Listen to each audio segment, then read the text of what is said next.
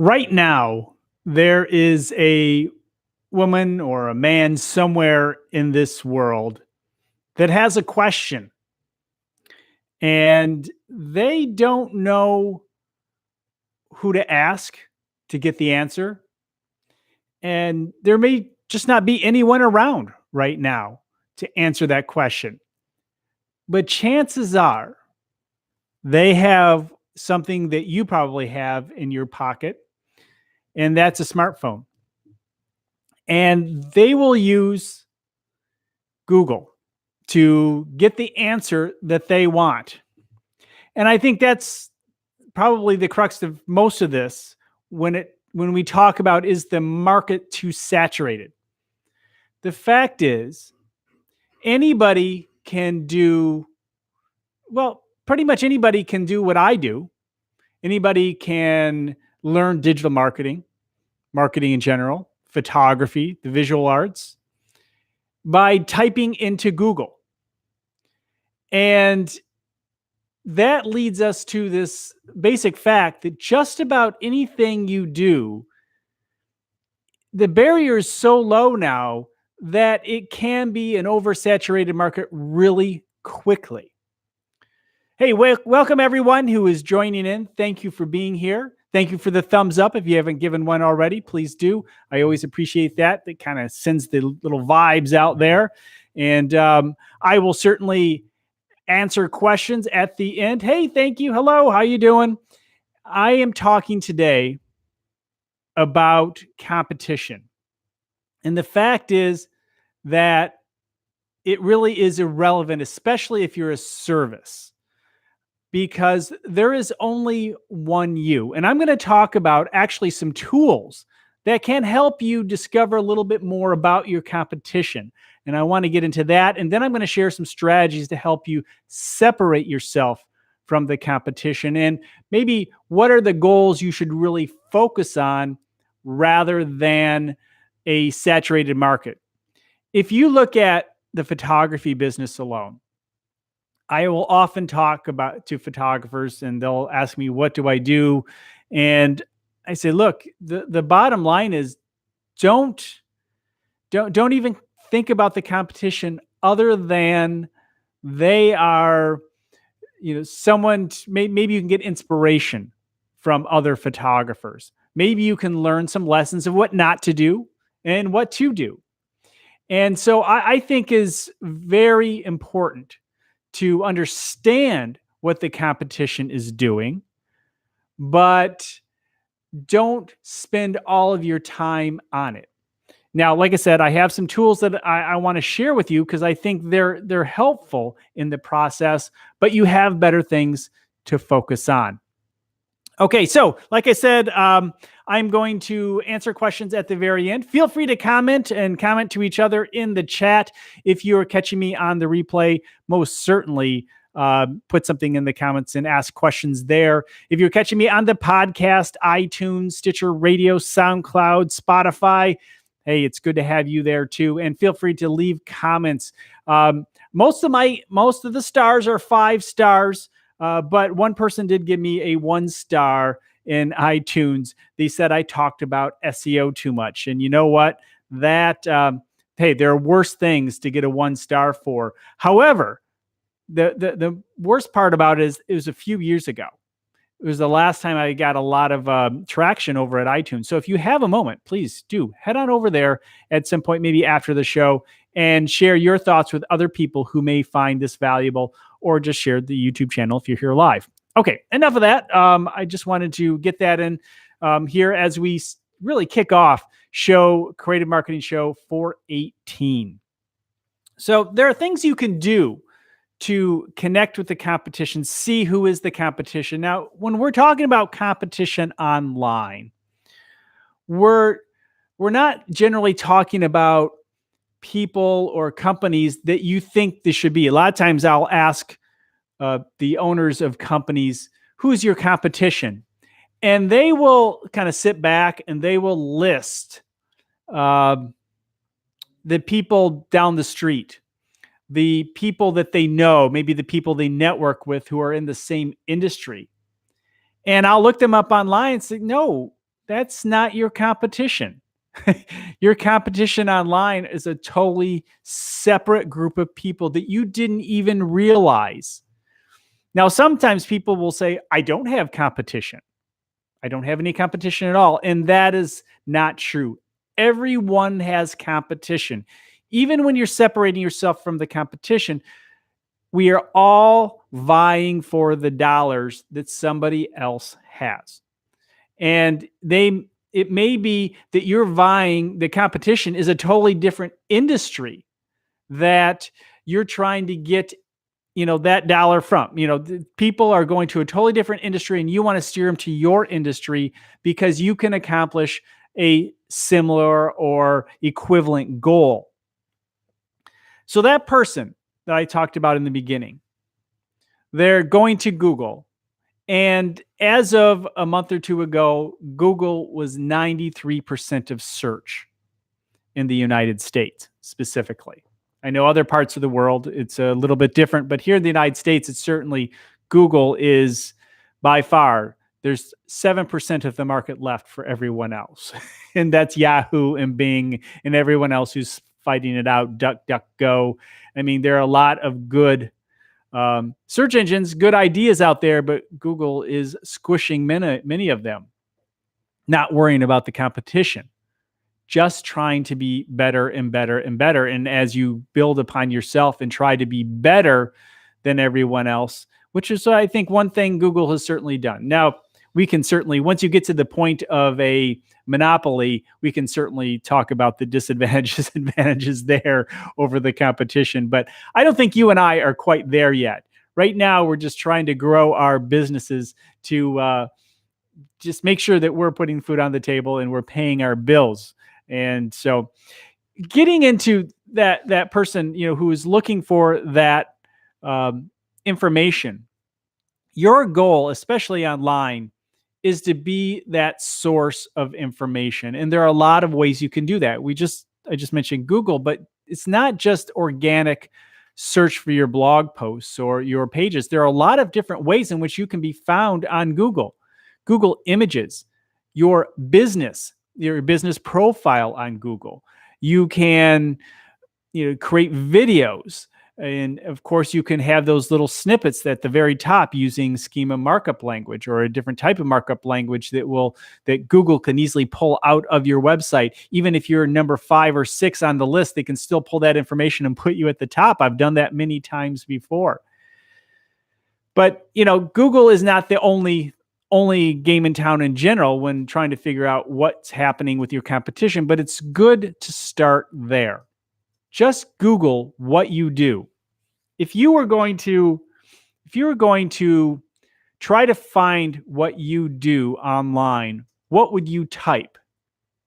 Now take a look. And the answer is your competition. Now don't use jargon. Just pretend you don't even know who who you are, or the name of your company or your brand.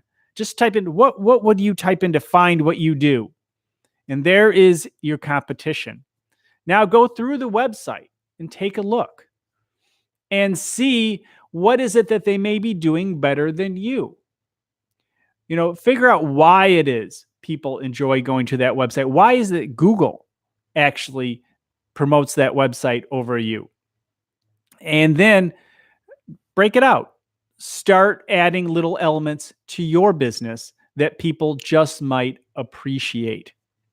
Okay, here's something very interesting. And this is just down outright here. Let's take a look and see what the competitors are doing. If you want to see how your competitors are advertising, you can go to Facebook now. This is something that's happened over the last 6 months or so. Maybe some of you are aware of it. Let me know. Put yes, I'm aware in the chat after I mention it. So if you go to Facebook, to a Facebook page and look down on the left-hand column, at the bottom, you'll have about and other things related to that page. At the bottom, you will have info and ads. You can click on that button and see the ads that your competitors are running. That's pretty powerful. Now, it won't give you the information that in terms of how ads are better, but generally you keep an eye on it, you can see what ads are working, at least get some ideas of what they are promoting and how they're getting the information out about their products and services. So that's one thing you can do, and I think is really powerful and is new for us in these obviously in this new digital age of being able to see everything in transparency. Facebook is giving us that information, and we can take advantage of it to understand more about our competition. Okay, another thing you can do is check out Facebook info ads. Check out YouTube videos. I just said that. Check out YouTube videos and Instagram and social media. Take a look and see what your competitors are sharing. Sometimes they share some information. How are they building community? And I think that's really important, is to understand how the people who are doing it, who are building community, because one of the things we talk about on this channel, of course, is your unique success combination. What is the combination that makes you? What is it that you can create? The things that you can hold on to and that work and let go of that don't work. What is that combination that makes you successful? And we are all in a journey of continuously improving upon that and understanding what other people are doing to build that community, and channel building, which is another big part of what we talk about on this channel, building a channel to just rally that community.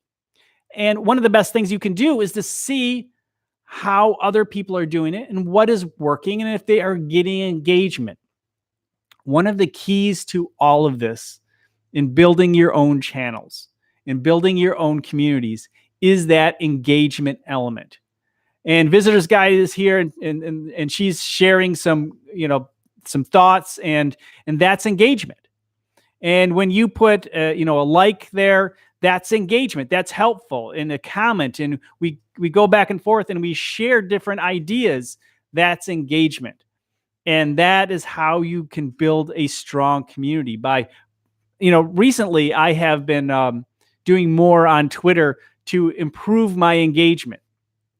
And I see the results early on by asking questions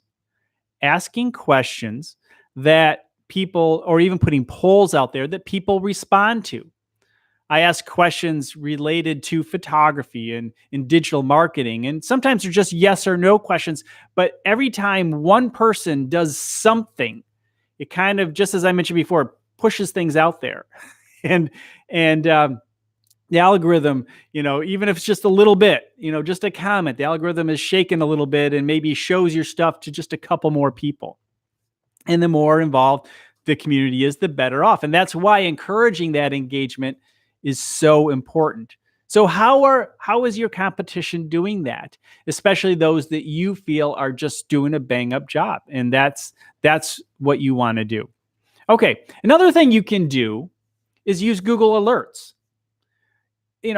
Make note, put in Google Alerts, go to google.com/alerts and put in your competitor's name. Whatever, if it's your local competitor that you feel is that competitor down the street, or the competitor that is really your competitor online. And every time they do something new, you will receive an alert via Google, especially maybe related to blog or new product launches, whatever it may be. Maybe there's a specific product in which you compete against, or a service. And when they announce it in some way, you are on top of it and you know what's going on. So just knowledge in general can be such a powerful, just a powerful way to, one, understand the industry, and two, find new ways to separate yourself from the competition by just putting your own spin on what is working. Now, if you were looking for some tools, one tool, SpyFu, is one. It's spyfu.com. And you can take a look, and there it'll have your organic competitors. Just type in your web address it'll give you a bunch of information about it. Now you can do the same with your competition. It'll give a bunch of information, but if you put your web address in there, it'll show organic competitors. In other words, the websites that are considered competitors to yours. In other words, producing or sharing or giving similar information. And that can be really helpful too. SEMrush is another one that can be really helpful also. And that's again, a tool that I highly recommend. Moz is another one if you're looking for backlinks and all that. And we'll talk about that in a moment. I also like to look at my competition blogs. It helps me understand how they think, and their podcasts. A lot of information is put out there through podcasts and blogs and videos. And I also know that then that makes some of us pause. And when we pause, we're thinking, all right, so you're telling me that I should be creating blogs and podcasts and videos, telling my competition what it is that I'm doing and giving away my company secrets. Visitors Guides asks, can I repeat the tool names? Tool name. Yeah, absolutely. SpyFu, that's SPYFU.com. And then SEMrush.com. Moz.com, MOZ.com is another one. But SpyFu is a good one to work with if you're just beginning in the process. And that can be really, really helpful. Now, the thing is, as I've mentioned before, I've given a ton of information away through the years. Thousands of articles, good couple thousand, well over 1,000 on my personal blog, not including all the other blogs that I've written. So good, I would say 2,000 to 3,000 blog posts through the years. Obviously, this is podcast 418. Just for this podcast, I have many others. I have over 1,000 videos. I'm sharing a lot of information. And so, SpyFu, no D.com. So sharing all that information, what has that gotten me? Well, that's gotten me that community that I was saying that is so important. And so I think for the most part, I've gained by sharing all of that information, not worrying about the competition. And hey, Gord, how you doing? Welcome. Good to see you here. And so I think as we go through the process of sharing more information, we'll see there's more benefit. Now, obviously, if there is proprietary information that you have that, honestly, you know that if your competition gets that information, that it's going to hurt your business. No, of course not. Don't put that out there. But for the most part, you could share probably 80, 90% of what you have, and it's going to give you a boost. And at least, yes, other people, but most will not. And that's the key. Most will not take the time to do the things we've just talked about here. And, and if they are really good, they will take the time. And hey, all they're doing is kind of getting an idea of how you're doing a really good job. So if they're trying to figure out how you're doing it, well, then you're on the right track anyway, and I wouldn't worry about it. Just keep doing what I'm about to tell you in a few moments. Okay, so and Visitor's Guide, I know you have a bunch of questions there and thoughts on branding, and I will get to you in a few moments, I promise, during the question and answer.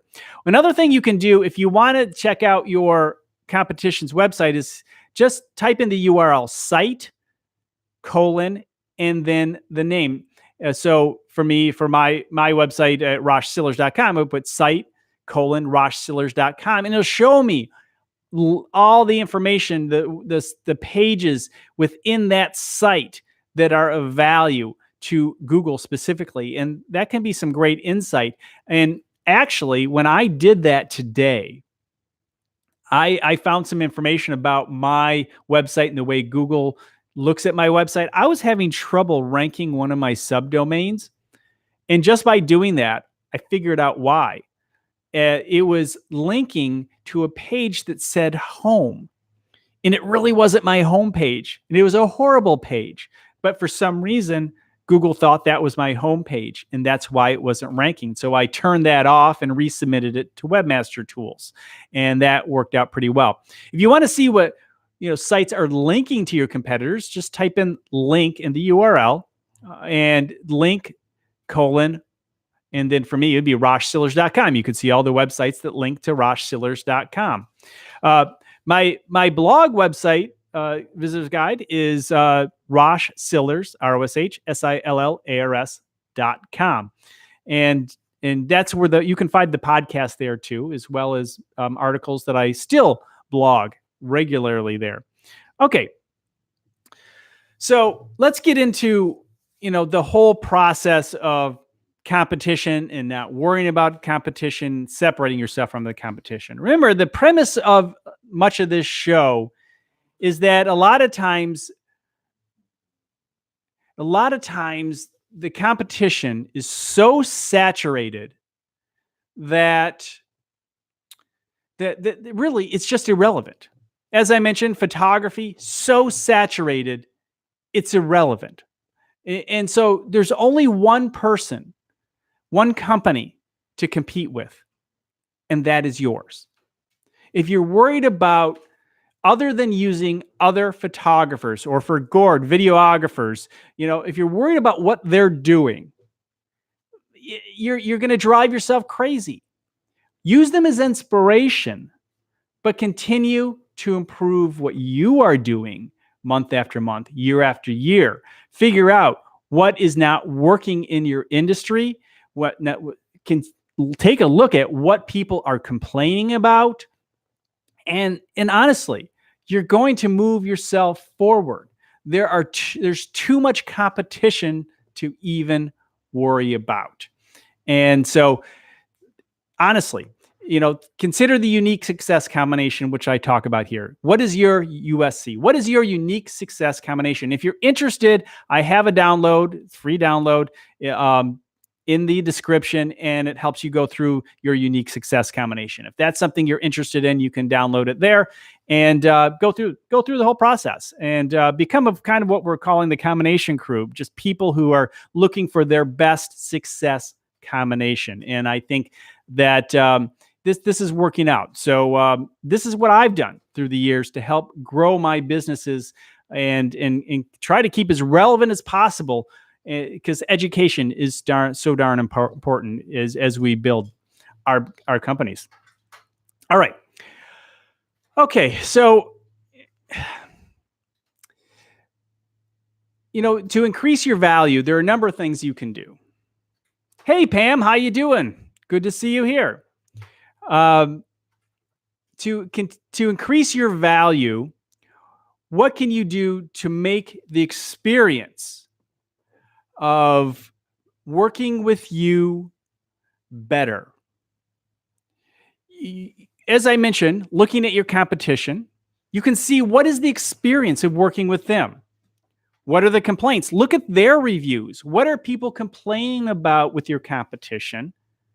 Sometimes it's quite often the same complaints they may have about you. And so if you can take the time to try and fix those and find ways to fix those big problems, maybe these seem too big to fix on your own, but then just take a piece of it. And I see Gord has a good question. So let me, in comment. So I'm going to get into that in the question and answer. Continuously increase your value. Continuously try to improve your industry.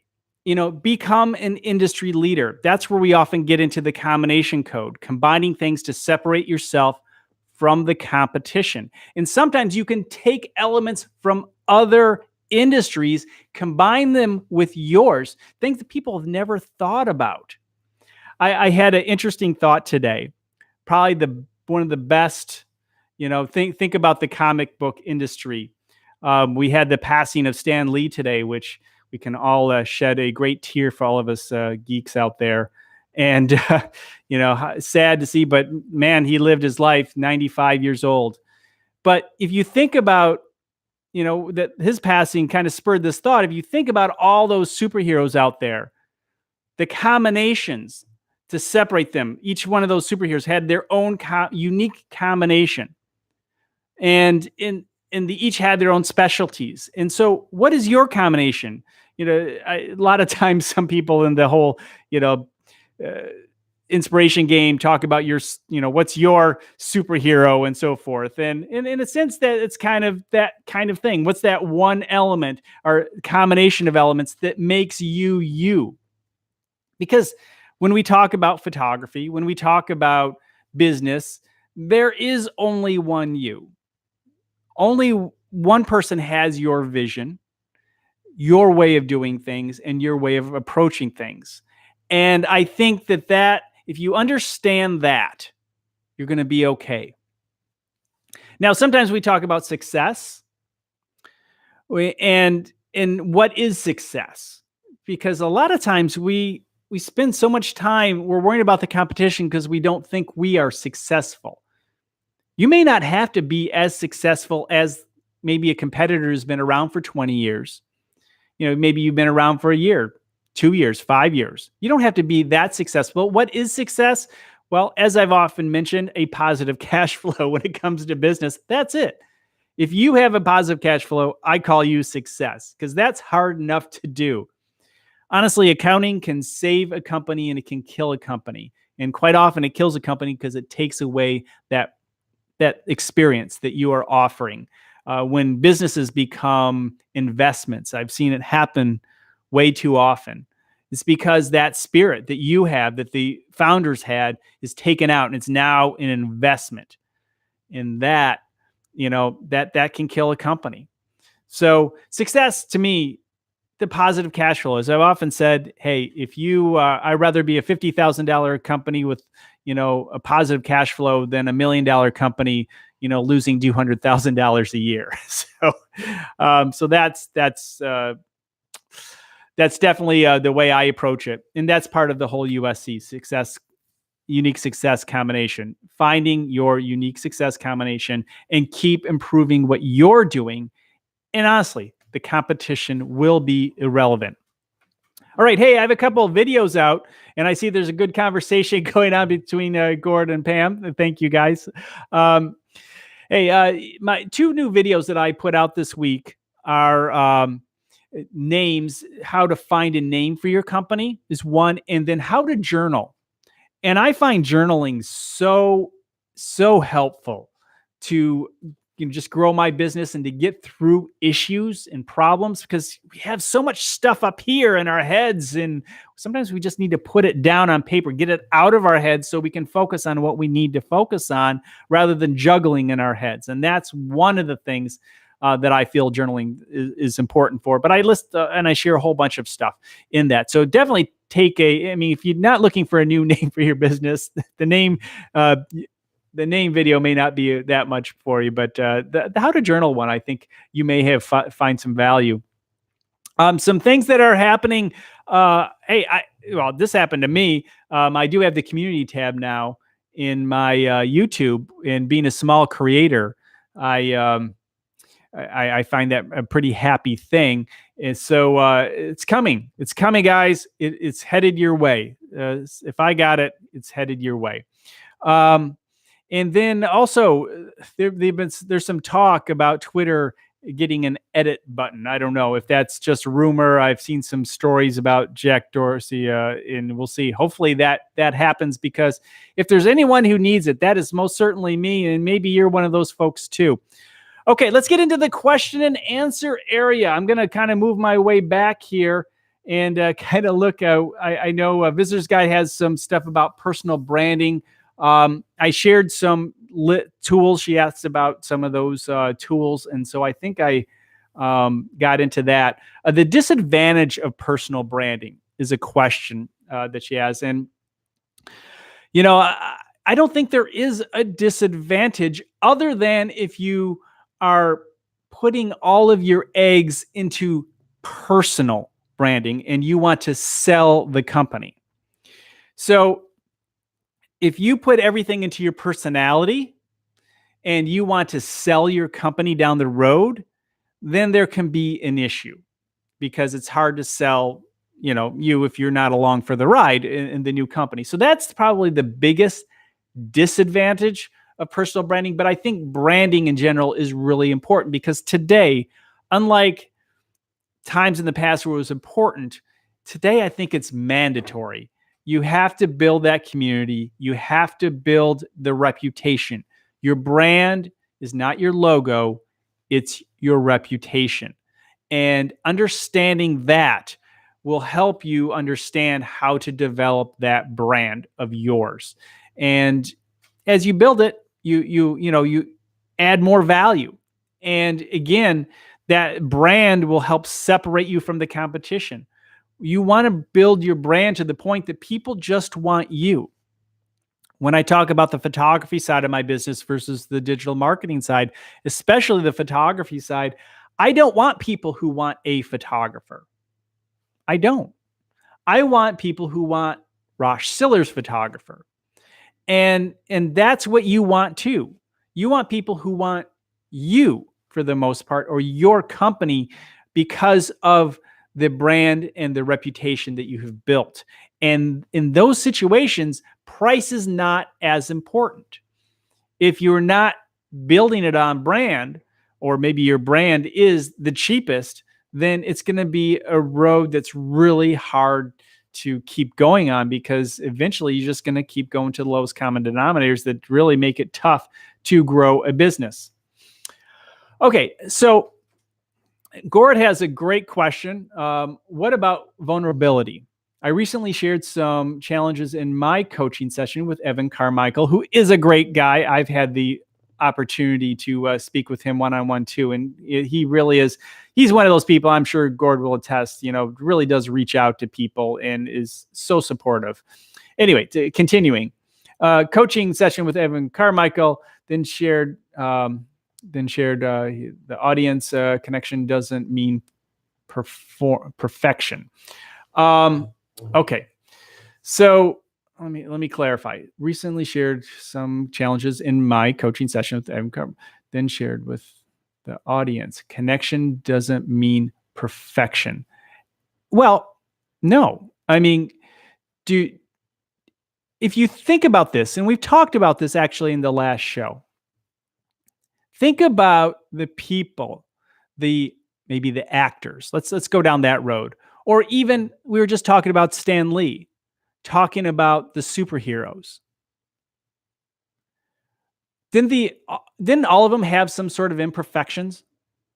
There was something that you kind of connected with because they had an imperfection. And it's often true in cartoon characters, or even our heroes on the screen or TV. It's those people that have this imperfection that we can connect with. They have something good and great about them, but they are still vulnerable in letting people know, who they really are. Seeing that side helps you build that connection together and want to really root for them. And sometimes people take it too far, because people do understand that connecting together sometimes is saying, you know what? Yeah, had a bad day. Things didn't go so well. And so, let's see. Meaning, being vulnerable exposes our lack of perfection or vulnerable truth. Sure. Exposes our lack of perfection. Absolutely. And in some people, as I was kind of saying, take it too far, because all they do is talk about their lack of perfection. And at first you kind of, I'm so sorry. I hear, I'm connecting with you. Does this really ever end? So there are two sides. There is a balance to it. The Eeyore, everything is wrong. Or that person who's trying to be perfect online and doesn't show any imperfections. But we do, as humans, connect with those imperfections. So sharing with people all sides of who you are. And that's certainly something that I have struggled with as I've grown. This channel be 2 years. We're the 12th. I started November 2016. And growing this channel, one of my biggest things in talking about Evan Carmichael was when I had my meeting with Evan. He said, "You know something? I've watched your videos, and the guy that I am talking with right now is not the guy I see in the videos." And that most certainly is probably true. And I'm trying to be, that's why I like to do these live chats, because I can be more just kind of who I am and kind of chat and share ideas. Where those situations where I'm doing the videos, I try to add a vulnerable side or a real side to it, but I don't always project that. And I get that.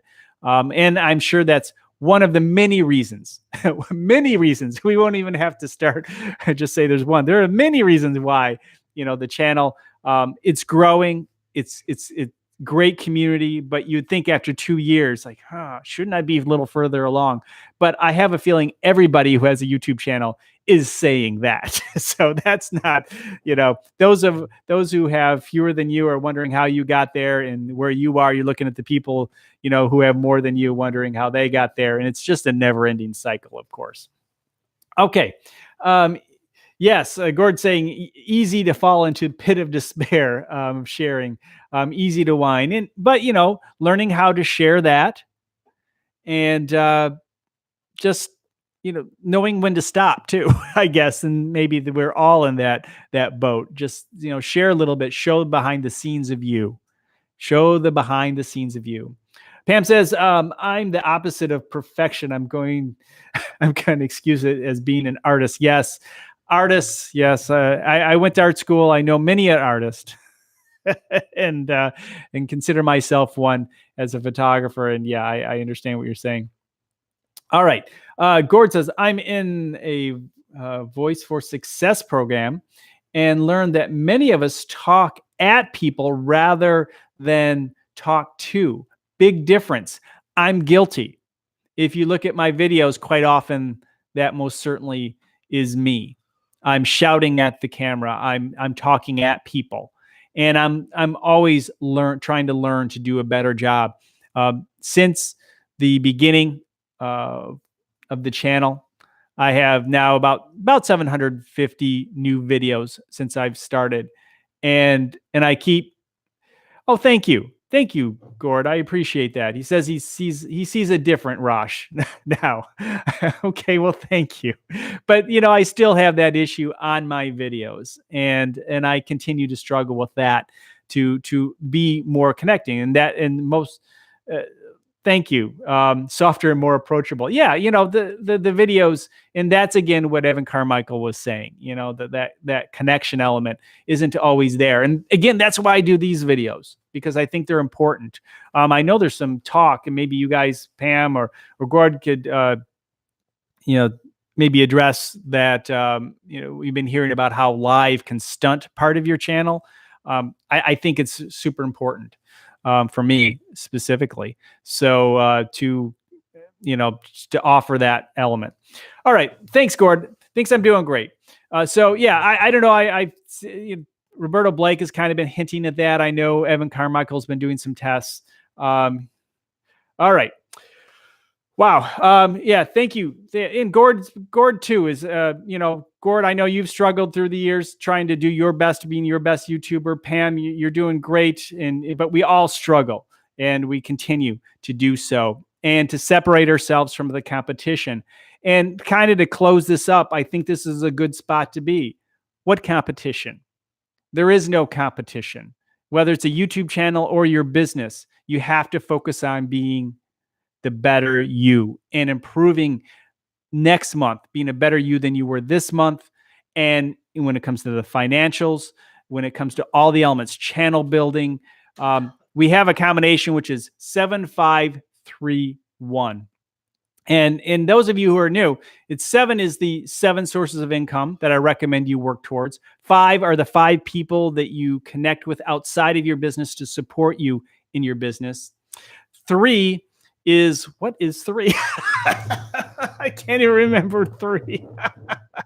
So let's go to 1. Hey, you can download it in the description. I have it there. Sometimes we go blank. I'll get to 3 in a moment. But 1 is channel building, having one core channel build. And maybe I should keep that in my notes so I can know my own combination. Just blanked. How funny. So that's it. That's that that cliffhanger thing. Leave them wanting. Well, what is 3? What is 3? Well, now you got to go check that out in some of the videos from before. All right. Oh, okay. Thank you all. Hey, we had some good folks here. Thank you so much for joining in. I connect with you guys every Monday, usually 4 Eastern Standard Time.